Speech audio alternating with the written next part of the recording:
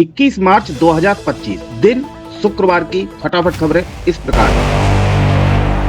Railway line के किनारे मिला अज्ञात युवक का शव। खबर बदायूं के उझानी से। उझानी के कचला और बितरोई के बीच रेलवे लाइन के किनारे एक अज्ञात युवक का शव सड़ी गली अवस्था में मिला। शव की हालत बेहद खराब थी, जिससे ये स्पष्ट है कि ये कई दिनों से वहां पड़ा था। दिल्ली ले जाकर निकाह करने के बहाने नाबालिग से दुष्कर्म। खबर बदायूं से। एक युवक ने किशोरी को निकाह का झांसा देकर बुलाया और खेत में दुष्कर्म किया।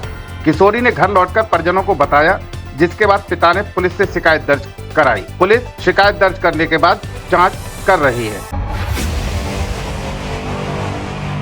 किसान ने दी आत्महत्या की धमकी, डीएम को सौंपा पत्र। दातागंज कोतवाली क्षेत्र के गांव चापर कोरा निवासी नौबत सिंह ने डीएम को शिकायती पत्र देकर बताया कि उसने अपनी जमीन के सीमांकन के लिए एसडीएम दातागंज की कोर्ट में वाद दायर किया था।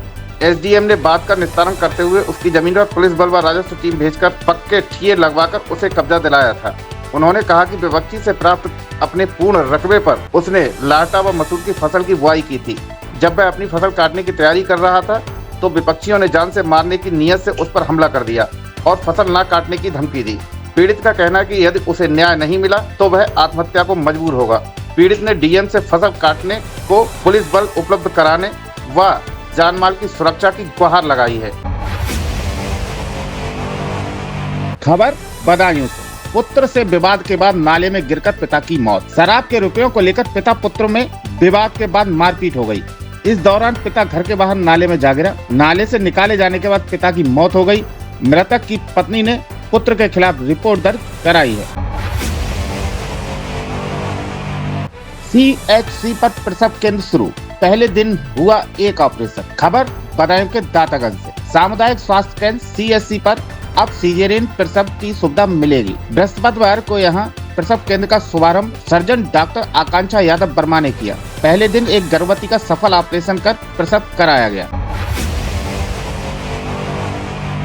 मलेरिया और डेंगू के लिए 350 गांव अति संवेदनशील, फिर भी जल भराव। खबर बदायूं से। 3 वर्ष में मलेरिया और डेंगू के सर्वाधिक मरीज मिलने वाले 350 गांव को स्वास्थ्य विभाग ने अति संवेदनशील श्रेणी में रखा है। इन गांवों में एंटी लार्वा दवा का छिड़काव कराने के साथ ही लोगों को जागरूक करने के लिए अभियान चलाया जाएगा। मलेरिया अधिकारी ने ग्राम प्रधानों से गांव में साफ सफाई रखने के निर्देश जारी किए हैं।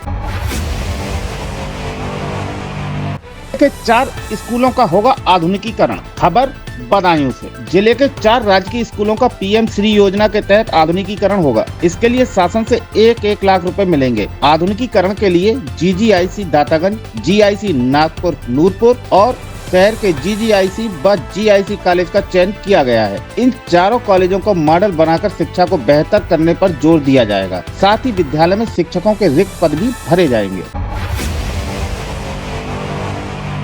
राष्ट्रगान का अपमान मत करिए।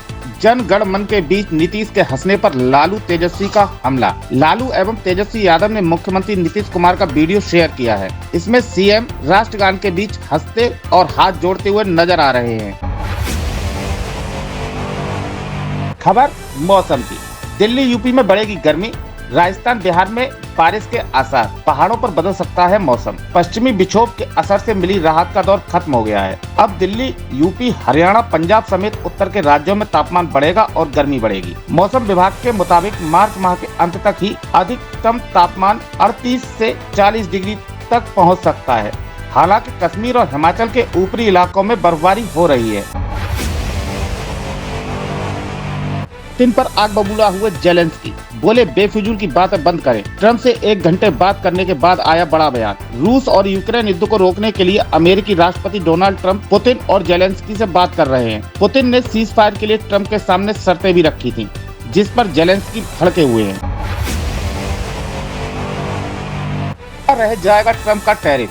इस बिजनेस में 45,000 करोड़ निवेश करेगा बिरला ग्रुप। जेएसडब्ल्यू ने भी मारी एंट्री। तांबे यानी कॉपर की कीमत में हाल में काफी तेजी आई है। भारत में रिफाइंड तांबे का उत्पादन लगभग 555,000 टन प्रति वर्ष है, जबकि घरेलू खपत 750,000 टन से ज्यादा है।